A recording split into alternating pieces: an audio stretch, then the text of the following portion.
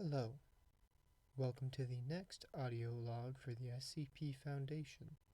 This is Archivist Sierra Tango, and this is SCP-010, codenamed Collars of Control. Object Class: Safe.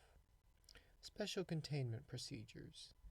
The objects comprising SCP-010 are to be kept in numbered lockboxes in a high-security facility.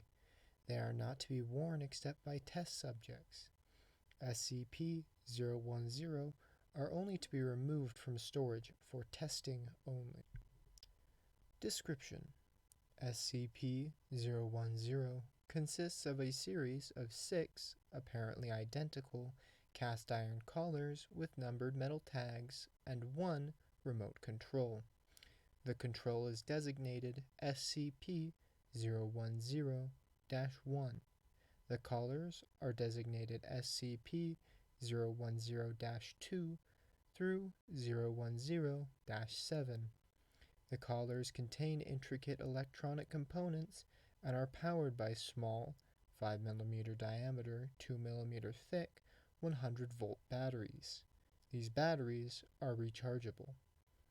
The remote is a heavy black box resembling an old-style, handheld radio transmitter/receiver with a primitive blue/white cathode ray screen and a series of more than 100 unlabeled buttons, as well as a frequency tuner. Through trial and error, the frequencies of all 6 currently found collars have been discovered.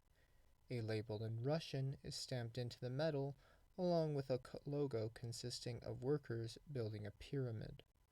No official Russian corporation or government agency uses this logo or matches the words stamped into the metal. Placing the collar around the neck of a person and securing it allows one to control their every movement with the remote. It is also capable of producing an adrenal response and activating or deactivating the sympathetic nervous system. The most abnormal feature of the collars is the effect they have on body morphology. They allow the user of the remote to reconfigure the shape of the victim to an extent that is apparently only limited by the knowledge of the programming language of the remote. Addendum 010-1 History: SCP-010 was discovered in the basement of a lone man in the Midwestern United States after a local disappearance was connected to him. When the police raided the man's home, they found SCP-010 as well as several deceased bodies. One of the bodies was identified to be the man. The others were several other missing persons. Cause of death seemed to be mass suicide. However, there were signs of significant struggle first. Addendum 010-2 Disassembly Experiment. Test 1. SCP-010-2 taken apart piecewise, the parts labeled and several photographs taken, and then reassembled. Result: after reassembly, SCP-010-2 continues to function as normal. Test 2. SCP-010-8 constructed identically to SCP-010-2, but with the closest approximations available to the unreplicable components. Result: SCP-010-8 fails to function. Test 3. Unreplicable components from SCP-010-2 placed into proper locations on SCP-010-8. Result: SCP-010-2 ceases functioning with the removal of components. SCP-010 begins functioning. Test 4.